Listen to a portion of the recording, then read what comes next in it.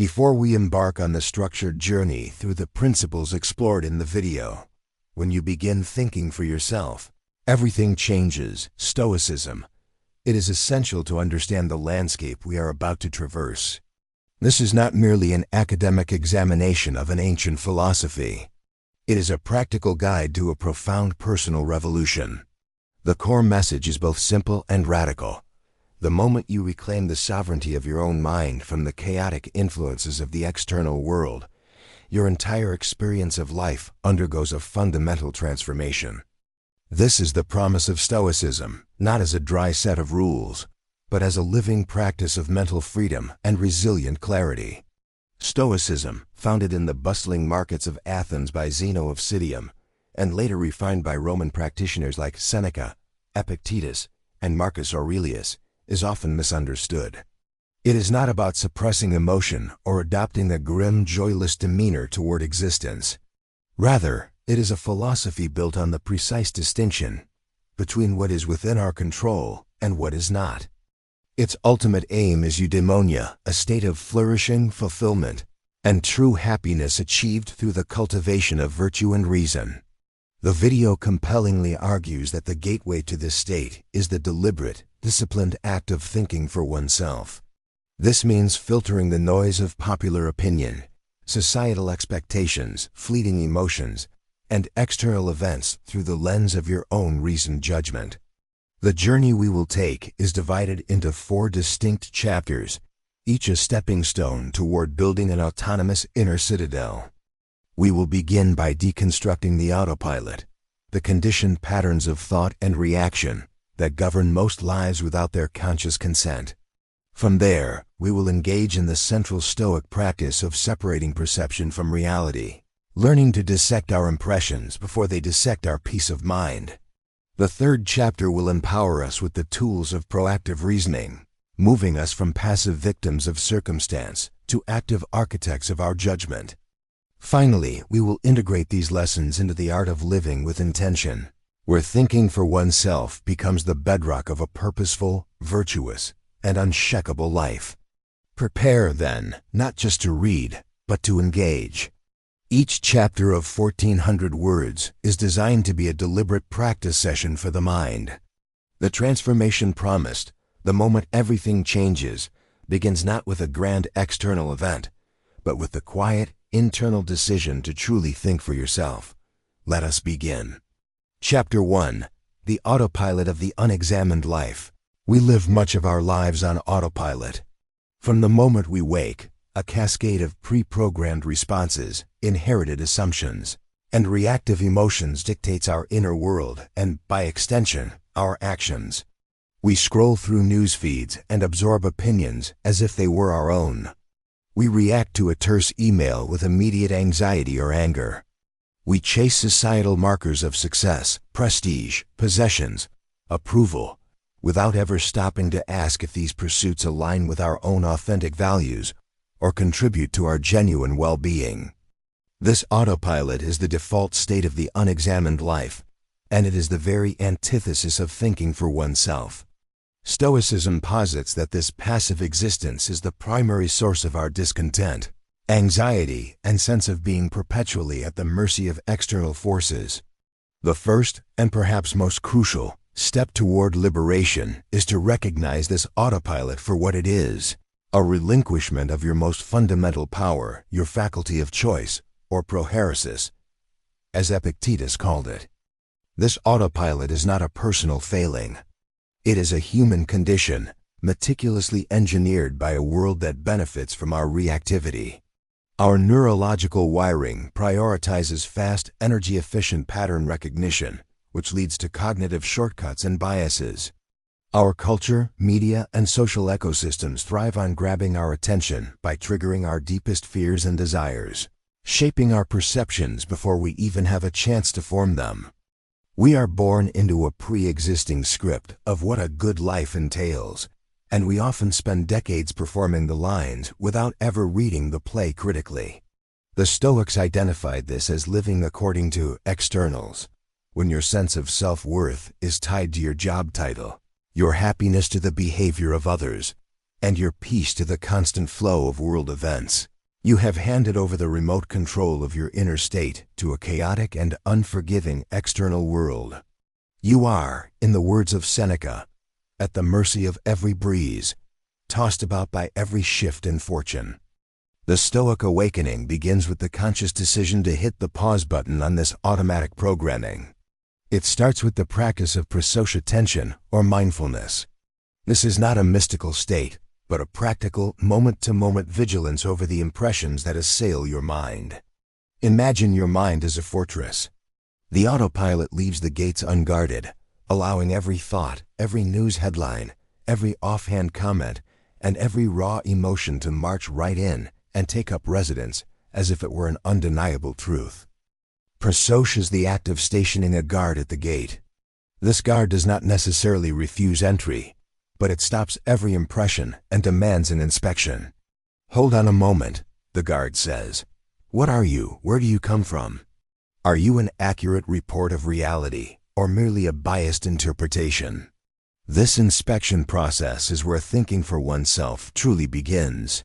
For instance, the autopilot reaction to a critical comment from a colleague might be instantaneous deflation, defensiveness, or resentment. The emotion floods in and dictates your subsequent mood and behavior. The examined, Stoic response inserts a moment of space between the event, the critical comment, and your reaction. In that space, you deploy your reason. You ask, is this comment entirely true, partially true? Is the person speaking from expertise or from their own insecurity? Is my worth as a professional or a person truly contingent on this one opinion? By subjecting the impression to this interrogation, you strip it of its automatic, unchecked power. You cease to be a puppet whose strings are pulled by every external event and begin the journey toward becoming the puppeteer of your own judgments. This deconstruction of the autopilot is uncomfortable work. It requires energy and courage. It is far easier to float with the current of popular opinion, to blame external circumstances for our misery, and to seek quick fixes and external validations. Thinking for yourself means taking full responsibility for your inner world. Epictetus, who began his life as a slave, framed this as the ultimate form of freedom. No man is free who is not master of himself. The chains that bind most people are not physical. They are the invisible chains of mistaken judgments, unexamined desires, and the fear of what others think. The first chapter of your Stoic practice, therefore, is one of sobering diagnosis. You must cultivate the habit of catching yourself in the act of being on autopilot. Notice when you are parroting an opinion you haven't critically assessed. Observe the physical sensations of a reactive emotion, the heat of anger, the cold clutch of anxiety, and, instead of immediately acting on them, simply acknowledge their presence. This self-observation is the seed of all autonomy. The reward for this diligent attention is the first, tremulous taste of real freedom. When you realize that the critical comment does not have to ruin your day unless you assent to the judgment that it should ruin your day, you have reclaimed territory in your own mind. You begin to see that while you cannot control the comment, you have absolute sovereignty over your judgment of it. This is the foundational insight. Our suffering arises not from events themselves, but from the judgments we attach to those events. By dismantling the autopilot, you stop conflating the world as it is with the world as you have been conditioned to perceive it. You start to see the gap between stimulus and response, and in that gap, you find your power, your freedom, and the beginning of a life that is truly your own. The autopilot sleeps. The examined life awakens. And with this awakening, the journey from passive reactor to active thinker has begun. Chapter 2. The Discipline of Perception, Separating Event from Interpretation. The foundation laid in recognizing your autopilot leads directly to the core Stoic workshop, the discipline of perception. If thinking for yourself is the goal, this discipline is its primary tool. Stoics make a radical life-altering distinction between an external event and our internal interpretation of it. They argue, with unflinching logic, that we do not experience the world directly. We experience only our judgments about the world. Everything that happens outside the citadel of your mind, the actions of others, the loss of possessions, the traffic jam, the rain on a picnic day, is neutral in itself. It simply is. It acquires its emotional weight, its power to disturb or delight us, only when we stamp it with our personal judgment. This is terrible. This is unfair. This is wonderful, and I must have it forever. As Epictetus famously instructed, it's not things that upset us, but our judgments about things. Therefore, the master key to tranquility and autonomy is learning to surgically separate the raw event from the layered interpretation we instinctively, and often incorrectly, apply. This concept is encapsulated in the Stoic maxim, take away your opinion, and then there's taken away the complaint. Take away the complaint, and the hurt is gone. Imagine the event as a plain, unadorned stone. The autopilot mind immediately paints the stone. A missed promotion is painted with the grim hues of failure and future ruin. A friend's cancellation of plans is painted with the dark colors of rejection and personal inadequacy. The discipline of perception is the practice of seeing the stone before the paint dries. It is to look at the event in its stark, factual reality. My proposal was not selected. My friend sent a text saying they cannot meet. These are the facts. Everything else, I am a fraud. My career is over. They don't value me, is not fact, but a story you are composing. The pain comes from believing the story is as real as the stone. To master this discipline, Stoics employ a process called hypolepsis, the act of withholding assent from initial impressions. When an impression strikes your mind, an impression of insult, of loss, of desire, you must learn to pause and say, you are just an impression, and not necessarily the thing you claim to be. Marcus Aurelius, in the solitude of his military camp, constantly reminded himself of this. Don't let the force of the impression carry you away. Just say to it, hold on a moment. Let me see who you are and what you represent. Let me put you to the test. This is the guard at the gate, now performing advanced diagnostics. You deconstruct the impression into its component parts. What are the bare facts, stripped of all evaluative language? What is the story I am instinctively telling myself about these facts? What evidence do I have for this story? Is there another, more charitable or neutral, story that could fit the facts just as well? Let us apply this to a potent modern example, the experience of public criticism or cancel culture. The autopilot response is pure, unmitigated reaction, a flood of shame, a torrent of defensive rage, a spiral of catastrophic thinking about ruined reputation and future isolation. The mind races, painting the stone with the darkest pigments available.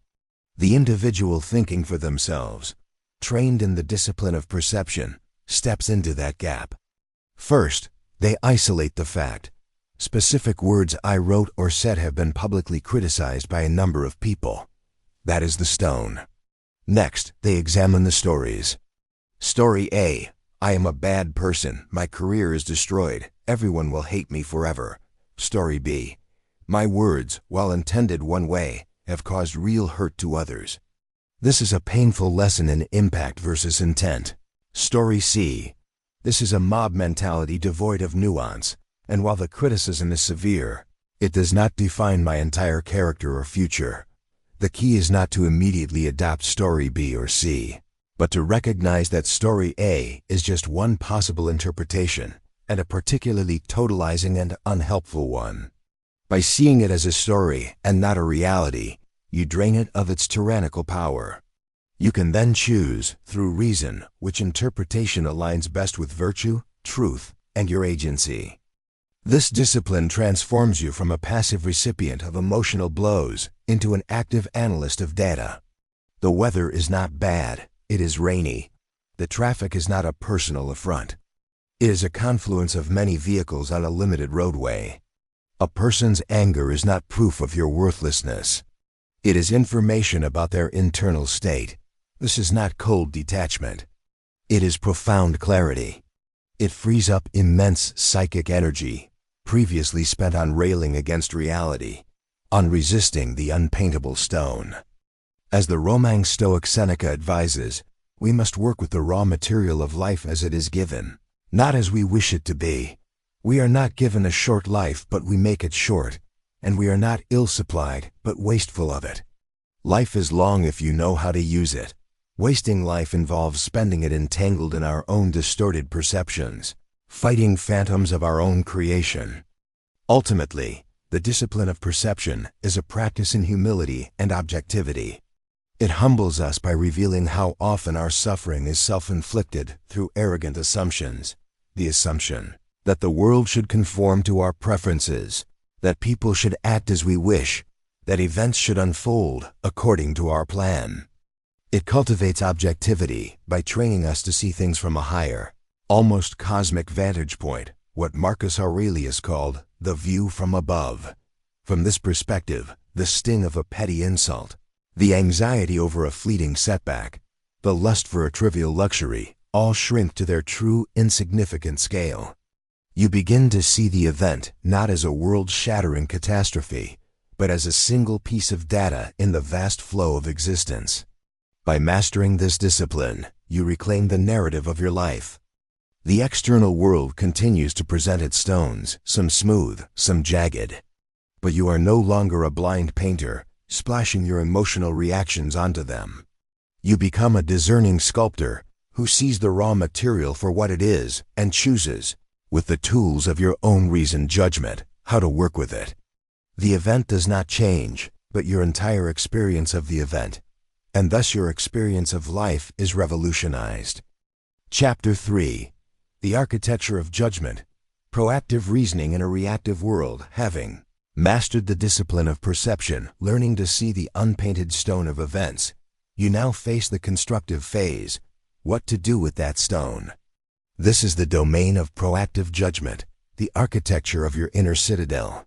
Thinking for yourself does not end with deconstructing false impressions. It truly begins with the deliberate, reasoned construction of your responses. Stoicism shifts you from a defensive posture, parrying the blows of fortune, to an architectonic one, building a life of virtue from the materials you are given, regardless of their shape.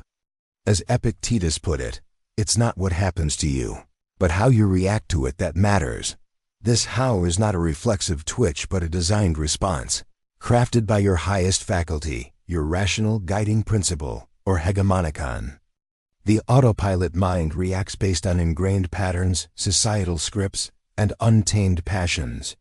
The Stoic mind responds based on a pre-constructed framework of principles. This is the crucial difference. Reactivity is passive and external. It means your inner state is determined by an outer trigger. Proactive judgment is active and internal. It means your inner principles determine your outer state. To build this framework, Stoicism offers 3 foundational pillars for every judgment you form: the dichotomy of control, the alignment with nature, and the test of virtue. First, and most practically, is the dichotomy of control. Before forming any judgment or launching any action, you must rigorously categorize the elements of the situation. What is up to me, my judgments, my impulses, my desires, my aversions? And what is not up to me, my body, my possessions, my reputation, the actions of others, the past, the future? Your proactive reasoning must invest its entire energy solely into the first category. To form a judgment of distress over something not up to you is the definition of irrationality.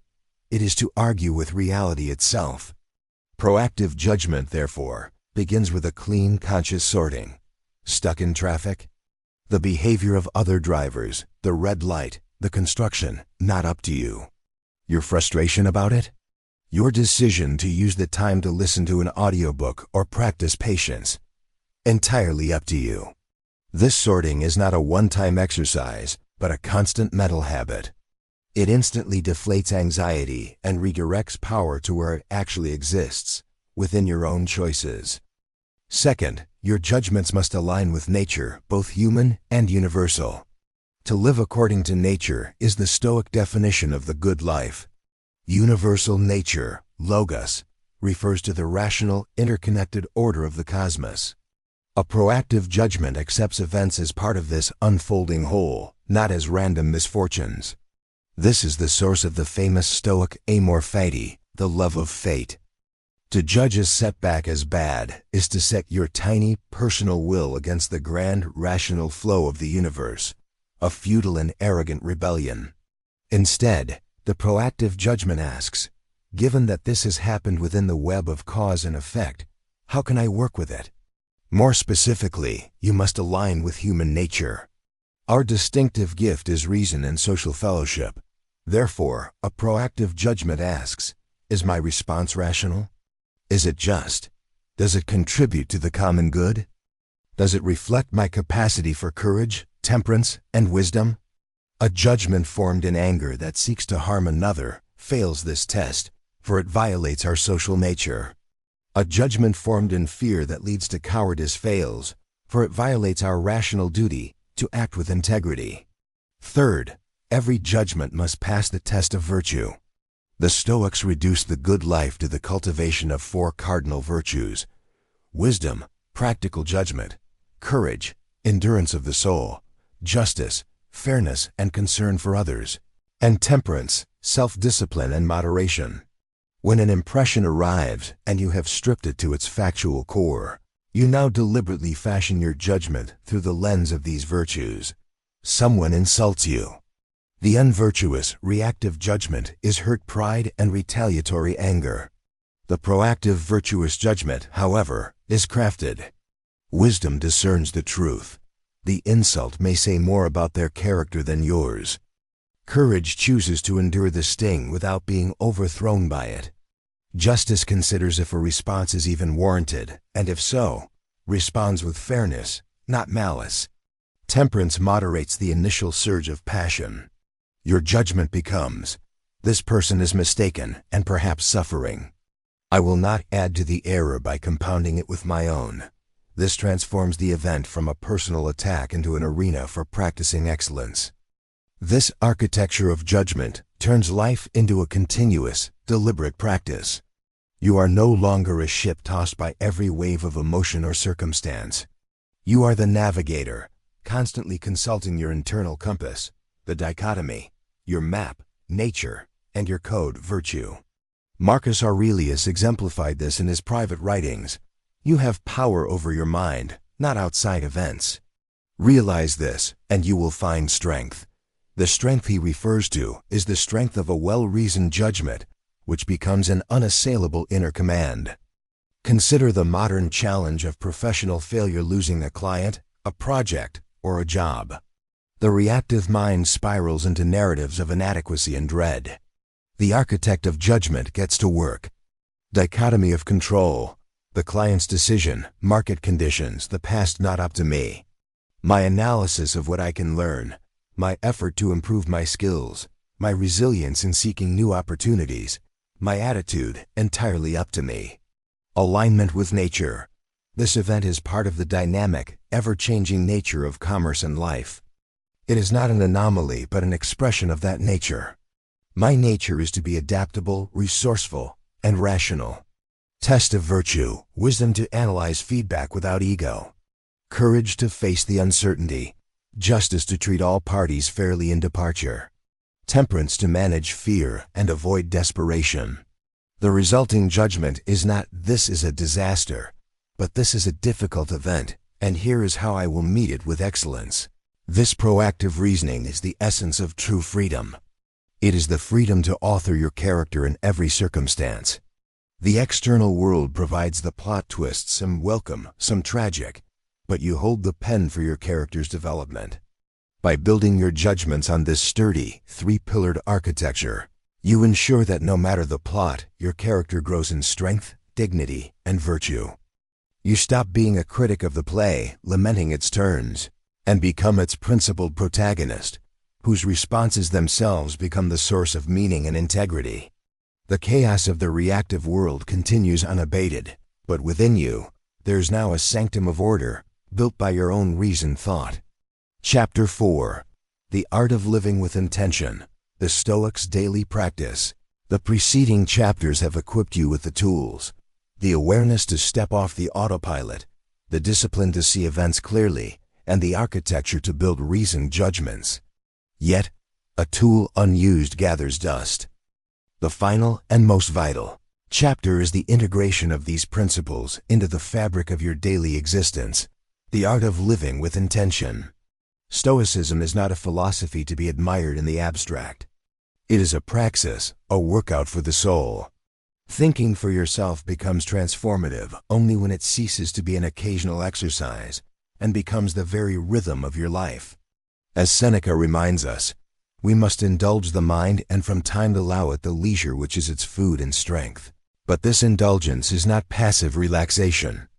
It is the active daily cultivation of the inner garden through intentional practice. This chapter moves from theory to regimen, outlining how to live so that your thoughts, words, and actions flow consistently from your own reasoned, virtuous core. The cornerstone of this intentional life is the practice of morning preparation and evening review. Each day presents a new arena for the contest of character, and the Stoic prepares like an athlete. In the morning, premeditatio malorum, the premeditation of evils, is a powerful exercise. This is not pessimistic worrying, but a strategic visualization. You calmly contemplate the challenges likely to arise: frustration, interruptions, rude behavior, setbacks. You see them not as monsters, but as expected features of the landscape. As you visualize them, you also rehearse your virtuous response. You tell yourself, today, someone may be unfair. If so, I will remember that their action is their choice, and my response to remain just and calm is mine. This practice immunizes you against the shock of adversity. It installs your proactive judgments before the event, so when the traffic jam or the angry email arrives, it feels like a familiar drill, not an ambush. It is the ultimate act of taking responsibility for your inner weather, regardless of the external climate. Complementing this is the evening review. As the day closes, you conduct a frank, gentle audit. You examine your actions and reactions through the lenses of the virtues. Where did you act with wisdom? When did courage falter? Did you treat everyone with justice? Was temperance maintained? Marcus Aurelius's Meditations is, in essence, the published version of this intimate nightly review. The purpose is not self-flagellation for missteps, but calm, objective analysis, the same discipline of perception turned inward. What did I do wrong? What did I do right? What duty was left undone? This ritual solidifies learning, converts experience into wisdom, and reinforces your commitment to be the author of your next day. It closes the loop, transforming random daily events into a curated curriculum for character development. Living with intention also means cultivating a specific mindset toward externals. The proactive architect of judgment understands that preferred indifference, health, wealth, reputation are to be managed with detached engagement. You pursue them with excellence, as they provide the material for a flourishing life, but you do not hitch your happiness or self-worth to their attainment or retention. Your intention is set on the quality of your effort and the virtue of your actions, not the uncontrollable outcome. You work diligently on the project, but your goal is to work with wisdom and diligence, not necessarily to win the praise. You care for your body, but your focus is on the discipline of care, not the guarantee of perfect health. This shifts your locus of control permanently inward. Success and failure become external feedback, not verdicts on your soul. Your intention is to play the game well, according to your principles, whether the scoreboard reflects it or not. This is the profound freedom of the inner-directed life. Furthermore, intentional living requires the deliberate use of language and attention. Thinking for yourself demands that you curate what enters your mind and how you express your thoughts.